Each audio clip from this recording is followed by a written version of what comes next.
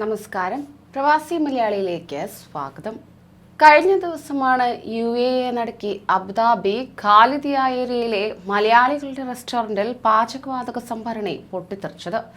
ഇതുമൂലമുണ്ടായ അപകടത്തിൽ പരിക്കേറ്റവർക്ക് വിവിധ ആശുപത്രികളിൽ ചികിത്സ നൽകി വരികയാണെന്ന് ആരോഗ്യ വിഭാഗം വ്യക്തമാക്കിയിരിക്കുകയാണ്. ഇന്ത്യക്കാരനുൾപ്പെടെ 2 പേരാണ് ഇന്നലെ ഉച്ചയോടെയുണ്ടായ പൊട്ടിത്തെറിയിൽ മരിച്ചത്. ഇതിൽ ഒരാൾ മലയാളിയാണെന്ന റിപ്പോർട്ടുകളുണ്ടെന്നാണ് സൂചന. ആലപ്പുഴ സ്വദേശി ശ്രീകുമാറാണ് മരിച്ചതെന്നാണ് നാട്ടിൽ നിന്ന് ലഭിക്കുന്ന വിവരം. അതേസമയം മരിച്ചവരെക്കുറിച്ചും പരിക്കേറ്റവരെക്കുറിച്ചും കൂടുതൽ വിവരങ്ങൾ ഇതുവരെ പോലീസ് പുറത്തുവിട്ടിട്ടില്ല. അപകടത്തെ തുടർന്ന് 120-ലേറെ പേർക്ക് പരിക്കേൽക്കുകയും ചെയ്തു. 56 പേർക്ക് സാരമായ പരിക്കും 64 പേർക്ക് നിസാര പരിക്കുമാണ് ഏറ്റത്. കണ്ണൂർ സ്വദേശി അബ്ദുൽ ഖാദർ, കോഴിക്കോട് സ്വദേശി ബഷീർ എന്നിവർ ചേർന്ന് നടത്തുന്ന ഖാലിദിയ മാളിനടുത്തെ ഫുഡ് കെയർ റെസ്റ്റോറന്റിൽ കേന്ദ്രീകൃത പാചകവാതക സംഭരണിയിൽ വാതകം നിറയ്ക്കുന്നതിനിടെയുണ്ടായ ചോർച്ചയെ തുടർന്നായിരുന്നു സ്ഫോടനം നടന്നത്. തുടർന്ന് സുരക്ഷാ ഉദ്യോഗസ്ഥർ തീപിടുത്തം നിയന്ത്രിക്കുന്നതിനിടെ രണ്ടാമത്തെ സ്ഫോടനവും ഉണ്ടായി.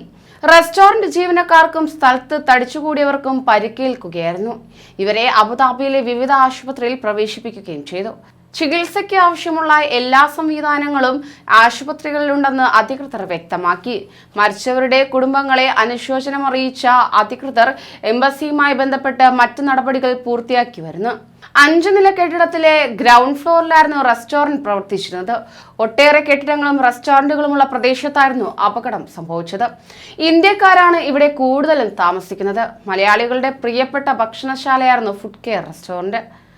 സംഭവം നടന്നയുടൻ സ്ഥലത്തെത്തി രക്ഷാപ്രവർത്തനം നടത്തിയ അബുദാബി പോലീസ്, സിവിൽ ഡിഫൻസ് എന്നിവയുടെ തക്ക സമയത്തെ ഇടപെടൽ അപകടത്തിന്റെ തീവ്രത കുറയ്ക്കുന്നതിന് കാരണമായി മാറി. അപകടങ്ങളിൽ 6 കെട്ടിടങ്ങൾക്കും ഒട്ടേറെ കടകൾക്കും കേടുപാടുകൾ സംഭവിച്ചു. തകർന്ന കെട്ടിടങ്ങളിൽ 4 എണ്ണം സുരക്ഷിതമായി ഒഴിപ്പിക്കുകയും ചെയ്തു.